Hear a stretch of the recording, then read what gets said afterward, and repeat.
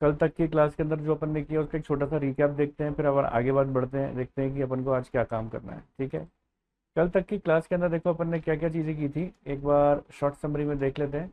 मैंने आपको intro to accounting start किया था। मैंने आपको बताया था अकाउंटिंग एक लैंग्वेज है बिजनेस की, लेकिन इसकी एक प्रॉपर डेफिनेशन है जो ये अपना certified management accountant of England में जो डेफिनेशन दे रखी है, वो डेफिनेशन अपन को याद करनी है। उस डेफिनेशन को समझाने के लिए मैंने आप लोगों को कैरेक्टरिस्टिक बताई थी, एट्रीब्यूट बताए थे अकाउंटिंग के, जिसमें अपन ने सीखा था IMRC SSE। और उसके अंदर मैंने उसके जो कैरेक्टरिस्टिक सिखाए उसी से ही उसकी डेफिनेशन का मीनिंग निकल आया। तो मैंने आपको बताया था सबसे पहले तो अपन को ट्रांजेक्शन और इवेंट को जो बिजनेस नेचर के हैं उसको आइडेंटिफाई करना है। फिर वो ये चीज़ देखनी है कि क्यों वो मनी में के अंदर मेजरेबल होने चाहिए। फिर देखना है कि हमको रिकॉर्डिंग करनी होती है जो कि जनरल में करते हैं। फिर क्लासिफिकेशन होता है जो कि अपन को बहुत सारी एंट्री जो जनरल में हो जाती हैं तो उसको क्लासीफाई करके लेजर के अंदर दिखाना है अपन को, तो उसको क्लासिफिकेशन करते हैं। समराइजेशन को मैंने बताया था ट्रायल बैलेंस बोलते हैं, और उसी के अंदर trading profit and loss account बनता है जिसको अपन इनकम स्टेटमेंट बोलते हैं, और बैलेंस शीट को पोजीशन स्टेटमेंट बोलते हैं।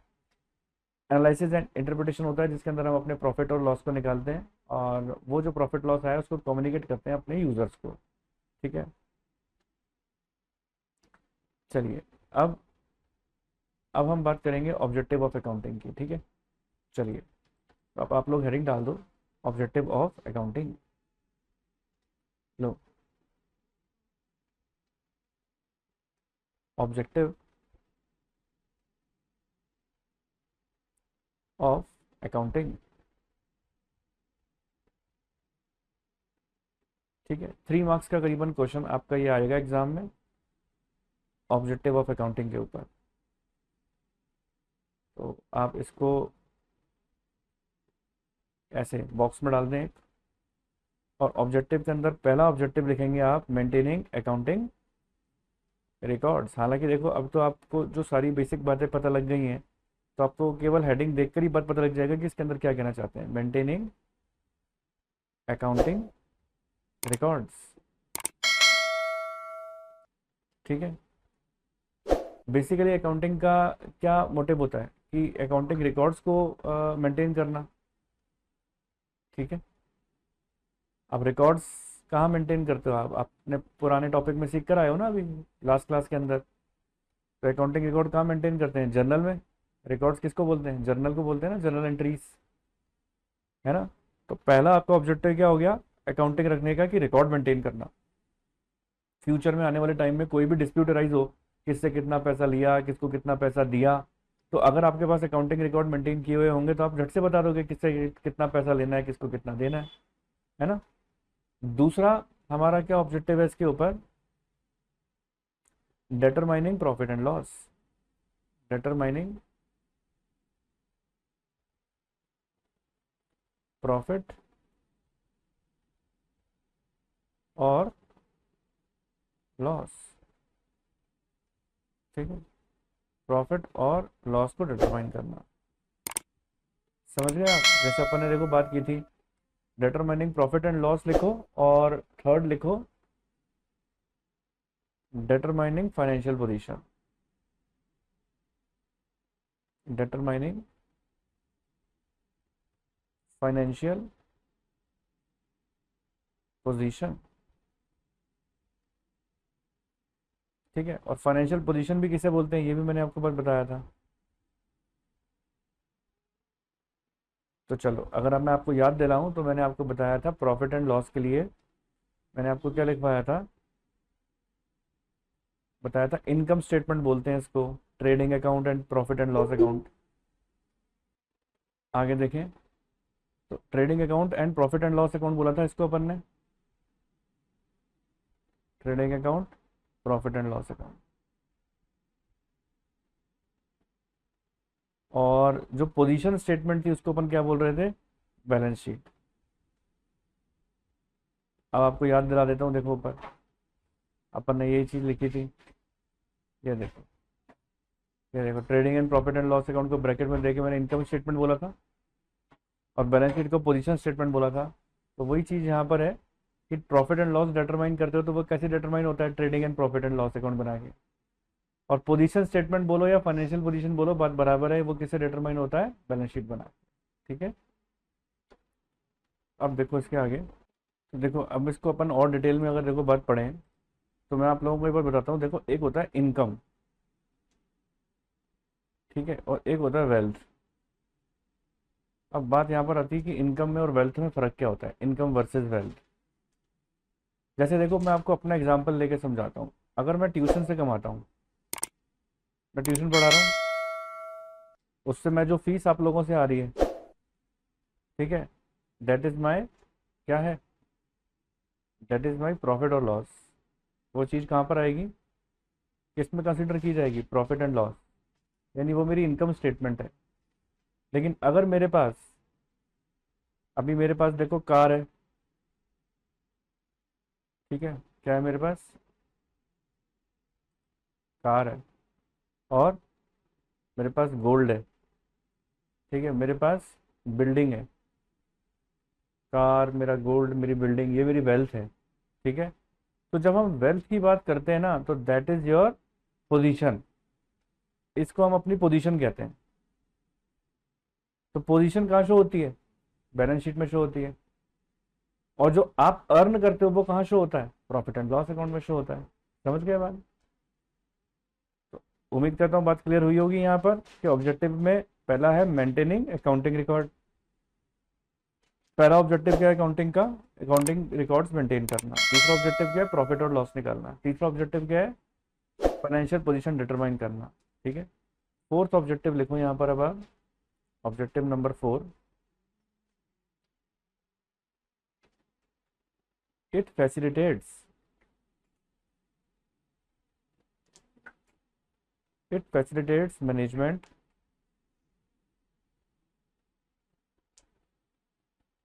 इन डिसीजन मेकिंग।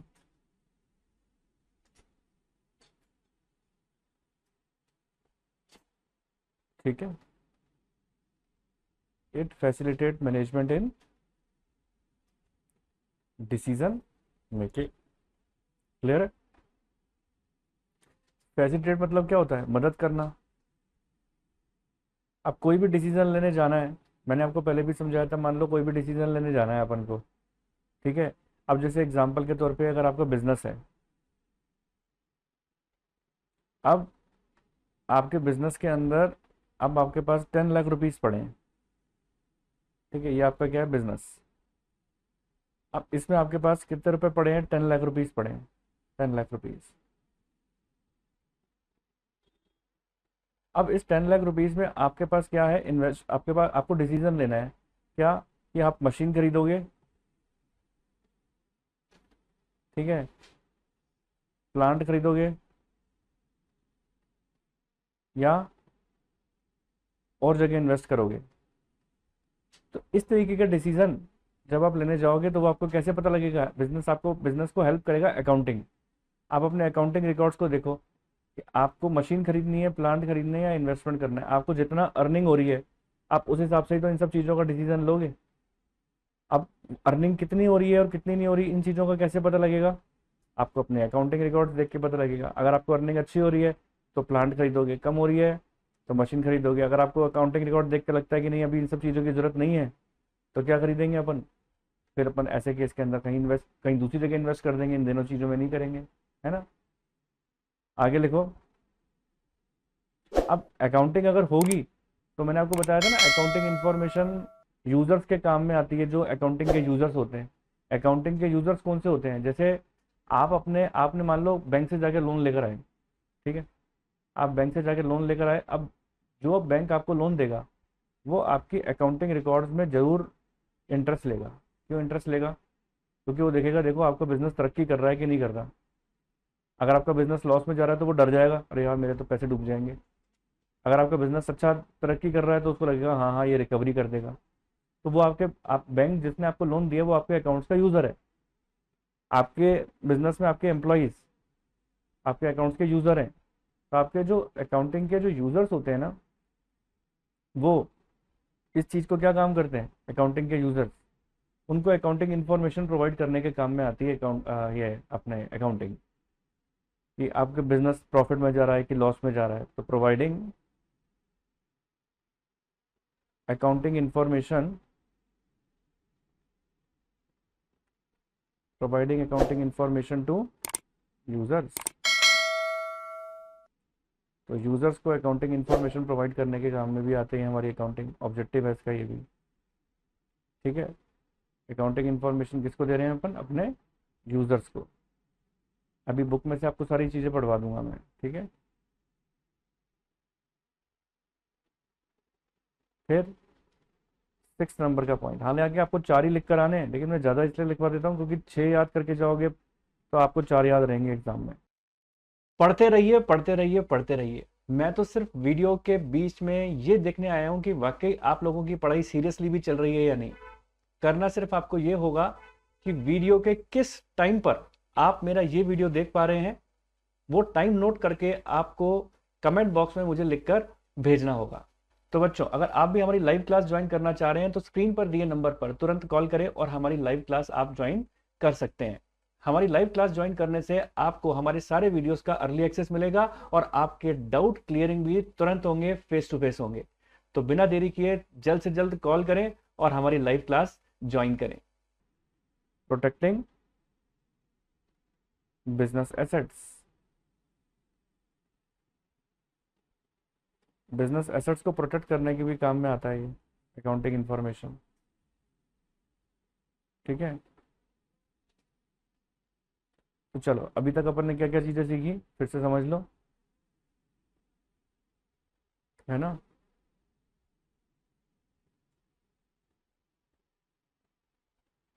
देखो क्या लिखा हुआ है यहाँ पर, profit and loss, financial position, और इट फैसिलिटेट्स डिसीजन मेकिंग। ठीक है, facilitate management in decision making. और फिर अपन ने देखा प्रोवाइडिंग अकाउंटिंग इंफॉर्मेशन और प्रोटेक्टिंग बिजनेस एसेट्स। तो ये सारी आपकी क्या हो गई, ये ऑब्जेक्टिव हो गए। अब अपन जो बात पढ़ने जा रहे हैं ना, फंक्शंस ऑफ अकाउंटिंग के बारे में बात पढ़ने जा रहे हैं। तो देखो, चाहे करेक्टरिस्टिक हो चाहे फंक्शंस हो, ये सारी चीज़ें जो है ना, ले दे के आपको एक जैसी नज़र आएंगी। बहुत चीज़ें आप पहले से ही पढ़ चुके होंगे, ठीक है ना। तो देखो अब मैं आपको लिखवाने जा रहा हूँ, अब देखना। नेक्स्ट लिखो फंक्शंस ऑफ अकाउंटिंग। नेक्स्ट आ रहा है हमारा फंक्शंस ऑफ अकाउंटिंग। हाईलाइट कर दो इसको भी, बॉक्स में डाल दो। अब फंक्शंस ऑफ अकाउंटिंग में से भी आपका क्वेश्चन 3 नंबर का पूछा जा सकता है, 3 मार्क्स का। अब अकाउंटिंग का फंक्शन क्या है? अगर आप अकाउंटिंग रखोगे तो आपके सिस्टमेटिक अकाउंटिंग रिकॉर्ड होंगे ना आपके पास, नहीं तो सिस्टमेटिक होंगे नहीं, किससे कितना दिया पता नहीं लगेगा। तो मेंटेनिंग सिस्टमेटिक अकाउंटिंग रिकॉर्ड्स, अपन ने डेफिनेशन में भी ये बात पढ़ ली थी, है ना। तो लिखो मेंटेनिंग सिस्टमेटिक अकाउंटिंग रिकॉर्ड्स।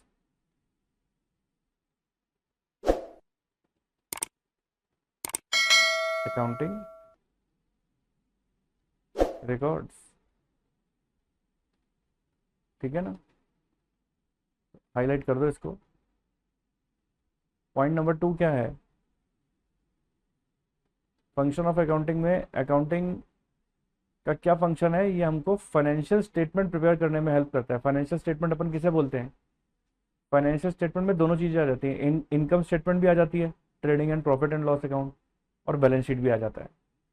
ठीक है ना, preparation of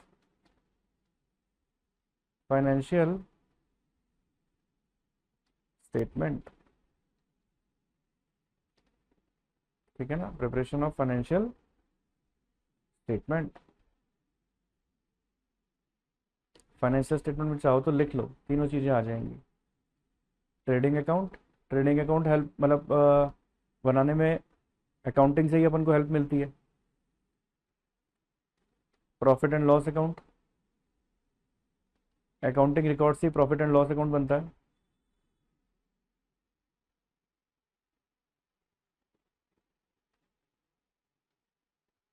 and balance sheet.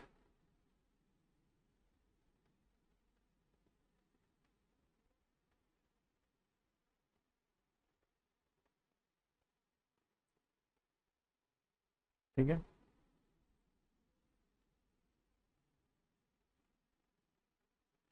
कोई भी लीगल रिक्वायरमेंट अगर आपको पूरी करनी है, जैसे मान लो कानूनन तौर पे अगर आपको कोई चीज़ प्रूव करनी है कि भाई ठीक है मैंने इतना पैसा लिया था या इतना कमाया था इतना नहीं कमाया था, किसी भी एक्ट के थ्रू आपको कोई भी चीज़ प्रूव करनी है, तो वहां पर भी आपको अकाउंटिंग रिकॉर्ड ही काम में आते हैं। Meeting legal requirement, legal requirement को पूरा करने में भी काम में आएंगे। ठीक है। अब लीगल का मतलब क्या होता है? लीगल से मतलब होता है कानून से। लीगल से मतलब क्या है? कानूनन। अब कानून कौन कौन से होते हैं? जिनके आगे एक्ट लिखा होता है, जैसे कंपनी एक्ट। कंपनीज एक्ट में अगर आपको कोई चीज़ प्रूव करनी है तो आपको अकाउंट्स काम में आएंगे। आप अपनी कितनी इनकम कमाते हो, इनकम टैक्स जो है आपका टैक्स लगाता है ना, इनकम टैक्स एक्ट, कि आपने ज़्यादा कमाया कम कमाया, ये चीज़ प्रूव करने में काम में आएगा आपको आपके अकाउंटिंग रिकॉर्ड। जीएसटी एक्ट, वहाँ पर भी आपको प्रूव करने के काम में आएगा। यानी किसी भी तरीके का कानून अगर आपके ऊपर कोई भी चीज़ कहता है तो आपको अपने इनकम को प्रूव करने के लिए आपको अकाउंट्स काम में आते हैं। इसका मतलब क्या होता है? कानून, है ना, आपके बिजनेस को प्रूव करने के काम में आते हैं। फिर इसमें भी देखो, फिर वही बात आ गई, सब रिपीटेड बातें हैं देखो इसके अंदर। अब फोर्थ नंबर का पॉइंट वही आ गया, communicating the financial information. Communicating the financial information. अब फाइनेंशियल इंफॉर्मेशन किसको कम्युनिकेट करते हो? यूजर्स को करते हो ना। तो फाइनेंशियल इंफॉर्मेशन यूजर को कम्युनिकेट करते हैं, तो वहां पर ये काम आता है अकाउंटिंग रिकॉर्ड। बार बार रिपीट कर रहे हैं ना, देखो ये बात है, फंक्शंस के अंदर भी यही बात है, फाइनेंशियल इंफॉर्मेशन को कम्युनिकेट करना। मैनेजमेंट को पहले भी अपन ने पढ़ा था कि डिसीजन मेकिंग के अंदर मैनेजमेंट को हेल्प करता है, फिर से ये पॉइंट आया देखो, फंक्शंस में भी आपको ये रिपीटेड पॉइंट लिखना है, तो आपके लिए ईजी है ना। चाहे फंक्शंस हो जाए चाहे फीचर्स हो जाए, फिर आगे चाहे एडवांटेज पूछें, आप सब में सेम कॉमन पॉइंट बता सकते हो। असिस्टेंस टू मैनेजमेंट, असिस्टेंस कहते हैं हेल्प को, assistance to management in decision making. Management को हेल्प करता है डिसीजन मेकिंग में, असिस्टेंस टू मैनेजमेंट। ठीक है, तो बात क्लियर हो गई। देखो कौन कौन से मैंने आपको पॉइंट बताए। सिस्टमेटिक अकाउंटिंग रिकॉर्ड मेंटेन करना, ये फंक्शन हो गया। फाइनेंशियल स्टेटमेंट प्रिपेयर करना, ये फंक्शन हो गया इसका। लीगल रिक्वायरमेंट, अगर आपको कहीं ज़रूरत पड़ती है कानूनन तौर पर अपने अर्निंग को प्रूव करने की, तो वहाँ आपको अकाउंटिंग रिकॉर्ड काम आते हैं। अपनी फाइनेंशियल इंफॉर्मेशन को कम्युनिकेट करना है अपने यूजर्स को, तो वहाँ ये काम आएगा। मैनेजमेंट के लिए असिस्टेंस का काम करते हैं ये डिसीजन मेकिंग करने में। ठीक है, तो आप लोगों को आइडिया लग चुका है। बाकी मैं फिर बता रहा हूँ, बुक में से और एक बार रीड आउट करवा दूंगा आपको। अब नेक्स्ट देखो हमारे पास क्या आ रहा है, एडवांटेज ऑफ अकाउंटिंग। ये भी 3 से 4 नंबर का आपके क्वेश्चन आ सकता है। Advantages of accounting. ठीक है,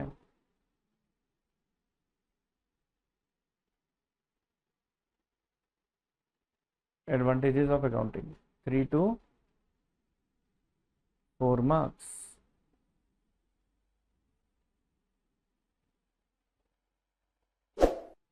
चलिए, अब पहला आ गया, फिर से वही repeated, assistance to management in decision making.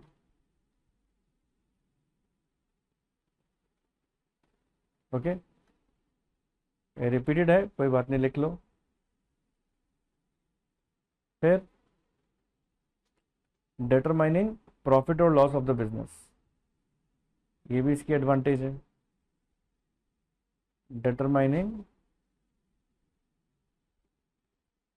Profit और लॉस ऑफ द बिजनेस।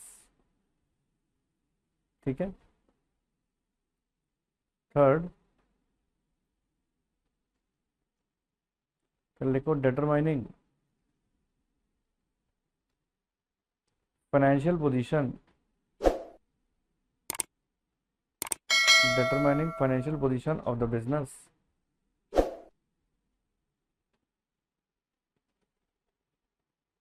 ठीक है, ये लो फाइनेंशियल पोजीशन आ गया और ये प्रॉफिट और लॉस आ गया।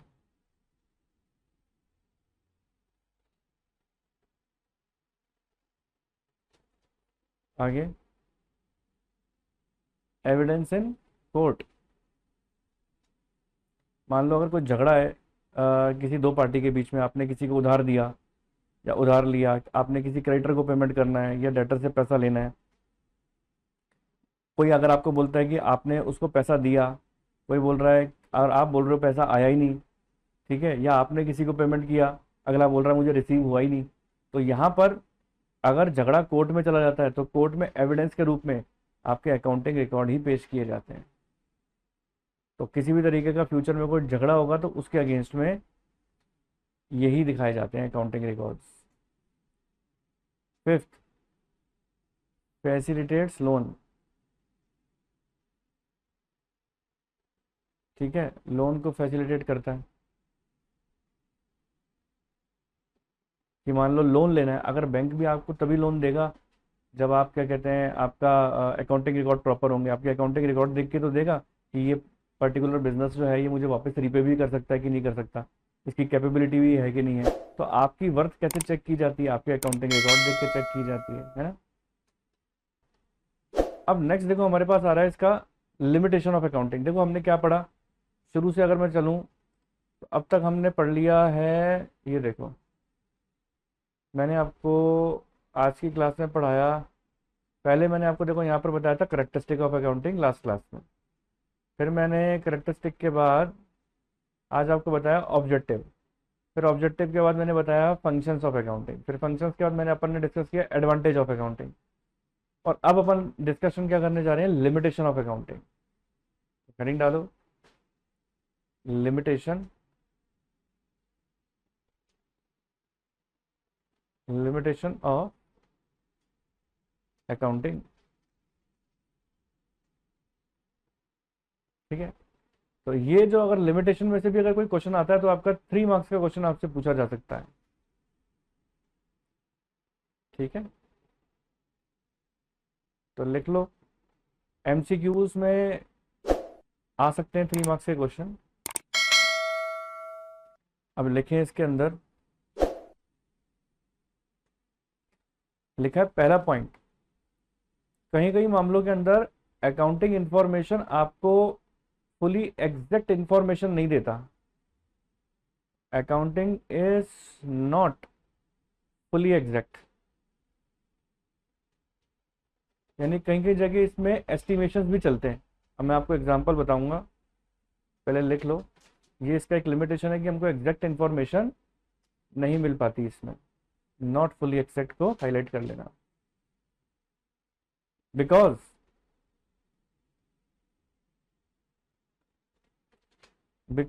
In accounting,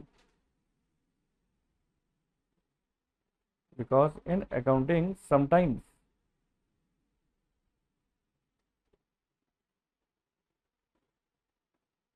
we also makes estimate,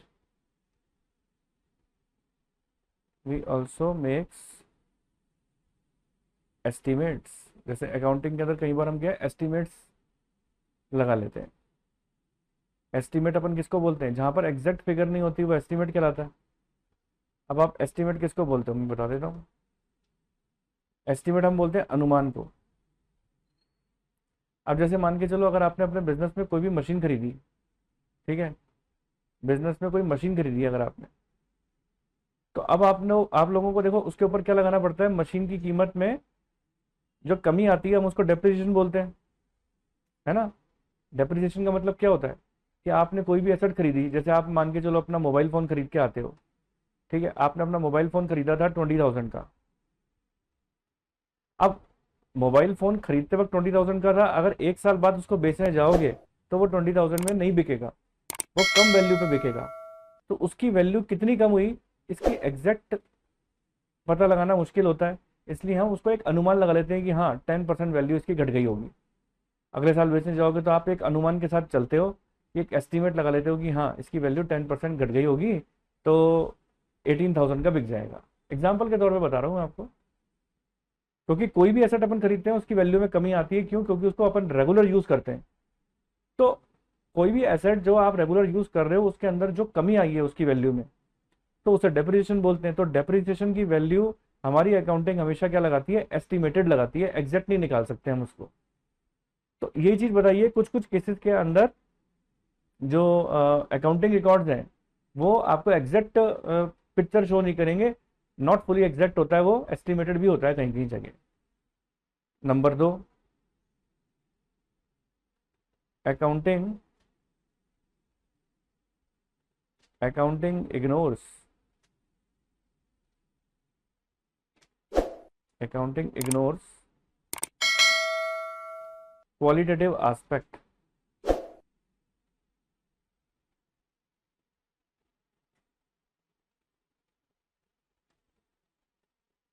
accounting क्या इग्नोर करता है? इग्नोर करता है qualitative aspect which cannot be quantified, which cannot be quantified। ठीक है, अब आप एक बात बताओ, आज एग्जाम्पल के तौर पे मैं आपको बात बताता हूँ, ये एग्जाम्पल मैंने आपको पहले भी दिया था। मान के चलो ये कोई पर्सन है, जैसे मान लो मैं ये बिजनेस का एम्प्लॉय हूँ, और उस बिजनेस के अंदर मैनेजमेंट है, ये बिजनेस का मालिक जिसे अपन बोलते हैं। ठीक है, तो अब हम दोनों में लड़ाई हो जाती है, तो इस लड़ाई को क्या आप अपने अकाउंटिंग रिकॉर्ड्स में रिकॉर्ड कर सकते हो? क्या लड़ाई को हम रिकॉर्ड नहीं कर सकते कभी भी? ये बुक्स ऑफ अकाउंट्स में रिकॉर्ड नहीं हो सकता। जर्नल एंट्री करूँ लड़ाई की? नहीं पॉसिबल ना। चप्पल अकाउंट डेबिट टू घुसे, ऐसा थोड़ा लिखेंगे। तो ये चीज़ रिकॉर्ड नहीं हो सकती, है ना। तो क्या चीज़ कहना चाहता हूँ कि ये इसकी क्या है, एक तरीके से ये इसकी है एक लिमिटेशन, कि हम क्वांटिटी को जिसके अंदर वैल्यू कर सकते हैं उसको रिकॉर्ड कर सकते हैं, क्वालिटेटिव चीज़ों को रिकॉर्ड नहीं कर सकते, है ना। अब अब पता है क्या चीज़ है, जैसे मान के चलो एग्जाम्पल के तौर पे मैं बात बताता हूँ कि जैसे क्वालिटी के अंदर है ना, क्वारल तो आई गई क्वालिटेटिव के अंदर। जैसे कई बार क्या होता है, हम कहते हैं स्कूल अच्छा क्योंकि वहाँ के टीचर अच्छे, अगर हॉस्पिटल अच्छा तब जब डॉक्टर अच्छे। तो एक हॉस्पिटल इसलिए चल रहा है क्योंकि वहाँ के डॉक्टर्स अच्छे हैं। तो डॉक्टर की ऑनेस्टी को आप रिकॉर्ड नहीं कर सकते। डॉक्टर की ऑनेस्टी रिकॉर्ड हो सकती है कि अकाउंटिंग के अंदर नहीं हो सकती, लेकिन डॉक्टर की ऑनेस्टी की वजह से ही हॉस्पिटल अच्छा चल रहा है, अर्न ज्यादा कर रहा है। ठीक है, एक स्कूल अच्छा इसलिए चल रहा है क्योंकि टीचर्स की ऑनेस्टी है, टीचर्स क्वालिफाइड है, टीचर अपना शिद्दत से काम करते हैं, तो वो आप इसको रिकॉर्ड नहीं कर सकते। ठीक है, ये इसकी एक बड़ी लिमिटेशन है। अब देखो आगे, अब नेक्स्ट हमारे पास इसकी लिमिटेशन क्या बात बोलती है, थर्ड लिमिटेशन नंबर 3 पर आ जाओ। Accounting ignores accounting ignores price level changes. Price level changes. अब देखो, इसको पहले हाईलाइट कर दो, इसके की पॉइंट को, प्राइस लेवल चेंज को। अब इससे देखो क्या मतलब है।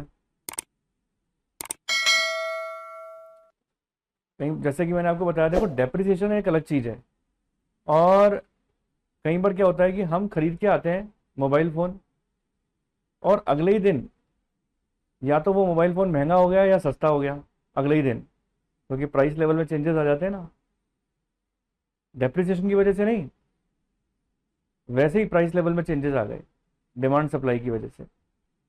तो मोबाइल फ़ोन अब 20,000 का ना बिक के अगले दिन आपको कितने का बिक रहा है, ठीक है, 20,000 का नहीं बिक के अगले दिन वो 18,000 का हो गया, सस्ता हो गया, क्या आप इसको रिकॉर्ड करते हो?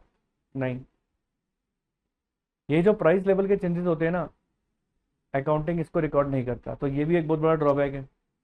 अकाउंटिंग रिकॉर्ड प्राइस लेवल के चेंजेस को कंसिडर ही नहीं करता। ठीक है ना। Next, fourth number, accounting accounting records historical value. accounting records historical value and thus provide unrealistic information and thus provide unrealistic information। अब जैसे एग्जांपल के तौर पे लेते हैं, ठीक है। अब कोई मशीन है, मैंने अपनी बुक्स ऑफ अकाउंट्स के अंदर क्या काम किया, ये मेरी बुक है, मैंने कोई मशीन खरीदी 1 लाख रुपए की, ठीक है। मशीन 1 जनवरी 2016, बहुत पहले खरीदी थी मैंने, 2016 में 1 लाख रुपए की, ठीक है। आज उसकी वैल्यू अगर कम भी हो गई ना, यूज करते करते करते कम हो गई वैल्यू, ऑब्वियस सी बात है, 2016 में खरीदी थी, आज वैल्यू अगर कम भी हो गई, तो भी हमारा अकाउंटिंग क्या बात बोलता है कि आप इसको 1 लाख रुपए में ही दिखाओ, हिस्टोरिकल कॉस्ट पे। हिस्टोरिकल मतलब पुरानी वैल्यू पे ही दिखाओ इसको। ये भी इसका एक लिमिटेशन है। अगर कल को लिमिटेशन आएगा तो आप क्या बताओगे, यही बताओगे। ठीक है। फिर नेक्स्ट हमारे पास देखो क्या आता है, फिफ्थ। फिफ्थ हमारे पास आता है विंडो ड्रेसिंग। सबसे इंपॉर्टेंट है ये, इसके ऊपर क्वेश्चन तो पक्का पक्का आता ही है। विंडो ड्रेसिंग का मतलब क्या है? खिड़की सजाना। Window dressing. अब आप बोलोगे सर खिड़की सजाना ये क्या होता है? हाँ, जैसे देखो एक एग्जांपल बोलता हूँ। कुछ लोग ऐसे होते हैं ना, ठीक है, नालायक बच्चों के जैसे, 4 4 दिन नहाते नहीं है ना, और उसके बाद क्या काम करेंगे, अच्छे कपड़े पहन के ऊपर से परफ्यूम छिड़क लिया, तो क्या कर लिया अपने आप को, अंदर से तो गंदे हैं और ऊपर से क्या कहते हैं, साफ सुथरे, मतलब कपड़े पहन के परफ्यूम के मेरे में खुशबू आती रहे। तो वही अकाउंटिंग है। बाहर से खिड़की को सजा लेना कि बाहर से तो आप सही सही नजर आ रहे हो, लेकिन अंदर की सच्चाई कुछ और है, सच्चाई को छुपा लेना, उसको विंडो ड्रेसिंग कहते हैं। अकाउंट्स में मैनिपुलेशन कर लेना। कई लोग अपने खर्चों को जानबूझ के छुपा जाते हैं और अपने प्रॉफिट्स को मैनिपुलेट करते हैं ज्यादा दिखाने के लिए। Manipulation in accounts to show higher profit. अब वो हायर प्रॉफिट क्यों दिखाना चाहते हैं? अब जब एक बार बताओ, आप अगर अपने अकाउंट्स के अंदर ज़्यादा प्रॉफिट शो करोगे, कल को मान लो जब लोन लेने जाओगे बैंक से, तो बैंक वाला बोलेगा आहा इतना अच्छा कमाता है ये तो, लेकिन सच्चाई तो कुछ और है। आपने खर्चों को छुपा दिया, जबरदस्ती अपने प्रॉफिट्स को हाई शो कर दिया ताकि आपको लोन मिल जाए। तो लोग वह क्या काम करते हैं, अपने अकाउंट्स को विंडो ड्रेस कर देते हैं। विंडो ड्रेस मतलब अंदर की जो सच्चाई होती है उसको छुपा देते हैं, मैनिपुलेट कर देते हैं, है ना, और ताकि वो ज़्यादा प्रॉफिट शो कर सकें और उनको लोन मिल जाए बैंक से, है ना। तो उसे अपन कहते हैं विंडो ड्रेसिंग। तो ये भी विंडो ड्रेसिंग होना भी एक आम बात है और वो लिमिटेशन है अकाउंटिंग की। यूजुअली लोग अकाउंटिंग में कर देते हैं ऐसा। तो उम्मीद करता हूँ यहाँ तक की बात अच्छी तरह समझ में आई होगी। अब नेक्स्ट जो हमारा थ्योरेटिकल पोर्शन में जो चैप्टर है उसके अंदर, इसी चैप्टर के अंदर एक और टॉपिक आ रहा है नेक्स्ट हमारा, और वो क्या है, role of accounting in the business. तो ये इस टॉपिक के ऊपर ही आपका 3 मार्क्स का क्वेश्चन आ सकता है। तो आप हेडिंग डालो, role of accounting, role of accounting in the business.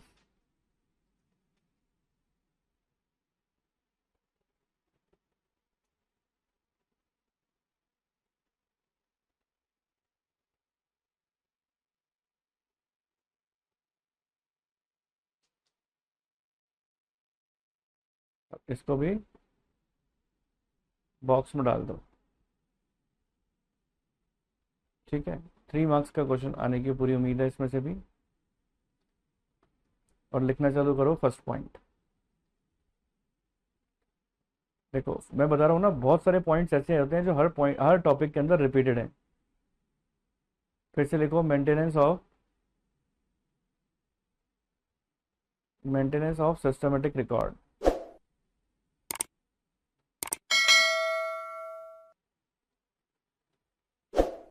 Maintenance of systematic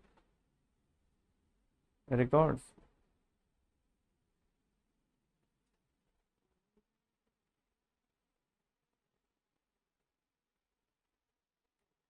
business के अंदर ये मेन रोल है अकाउंटिंग का, सिस्टमेटिक रिकॉर्ड मेंटेन करना। Next, point number 2, assistance to management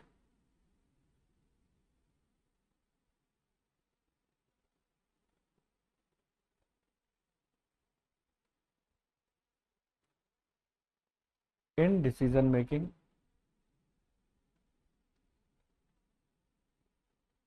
ये पॉइंट तो देखो सब में ही आ रहा है करीब करीब, फिर आ गया देखो इसमें। ठीक है, अब ये इंपॉर्टेंट पॉइंट लिखवाने जा रहा हूं, इसको ध्यान रखना। Facilitates comparative study. जब तक देखो अकाउंटिंग में कंपैरेटिव स्टडी नहीं होगी, आपको ये पता नहीं लगेगा ना कि आपने लास्ट टाइम क्या किया था और अब आपको क्या काम करना है, तो वो पॉलिसी मेकिंग बनाने में मुश्किल आती है। तो इसलिए कंपैरेटिव स्टडी होनी ज़रूरी है। जैसे लास्ट ईयर, दिस ईयर। ठीक है, तो लास्ट ईयर अपना क्या था, 4,000 करोड़ की मान के चलो सेल्स थी, तो हमने रिकॉर्ड रखा, तभी तो पता लगा कि हमारी सेल्स कितनी है, 4,000 करोड़ की। और अब की बार हमारी 5,000 करोड़ की सेल्स हुई। ठीक है, फिफ्थ, एविडेंस इन कोर्ट। ये भी बात अपन पढ़ चुके थे, कोर्ट में एविडेंस के काम में आता है ये।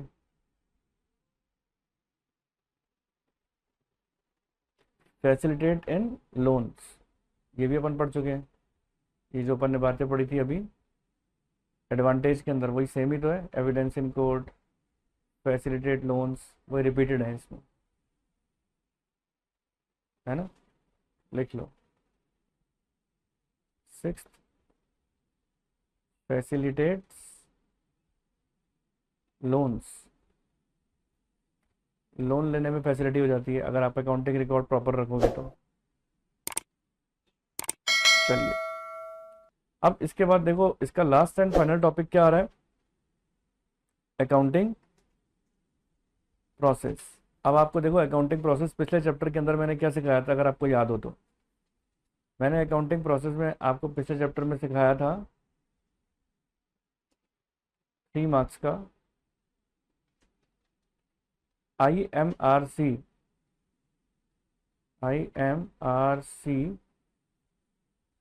SAC। ठीक है, तो जो स्टेप्स इन अकाउंटिंग अगर आपसे पूछा जाए कि बताओ स्टेप्स इन अकाउंटिंग क्या है, आप यही लिख कर आएंगे, steps in accounting. I for IMRC SAC पढ़ा था ना अपन ने। तो I for identification, identification of financial transaction and event था ना। अकाउंटिंग प्रोसेस पूछ लें आपसे या स्टेप्स इन अकाउंटिंग पूछ लें तो यही बताओगे। फिर अपन ने M से पढ़ा था मेजरमेंट इन मनी टर्म। ठीक है, फिर पढ़ा था अपन ने third recording, R for recording.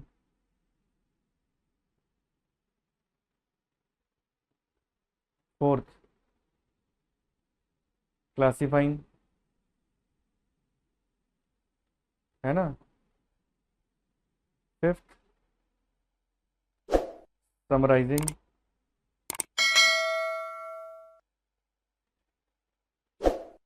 Sixth, analysing and interpretation,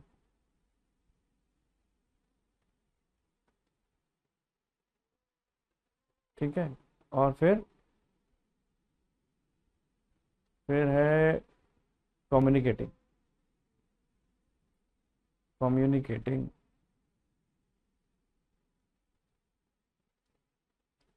तो उम्मीद करता हूँ यहाँ तक सभी बच्चों को आपको अच्छे तरीके से सारी बातें समझ में आ गई होंगी। तो बाकी की बातें करेंगे अपन अपनी अगली क्लास में। तो उम्मीद करता हूँ आप लोगों को मेरा वीडियो अच्छा लगा होगा, पसंद आया होगा। मेरा वीडियो अच्छा लगा, पसंद आया तो इसको लाइक कर देना, चैनल पे नहीं हो तो सब्सक्राइब कर देना और अपने फ्रेंड सर्कल के साथ ज़्यादा से ज़्यादा शेयर कर देना। तो जल्द से जल्द मिलते हैं अपने नेक्स्ट वीडियो के साथ। तब तक के लिए ओके, टाटा, बाय बाय।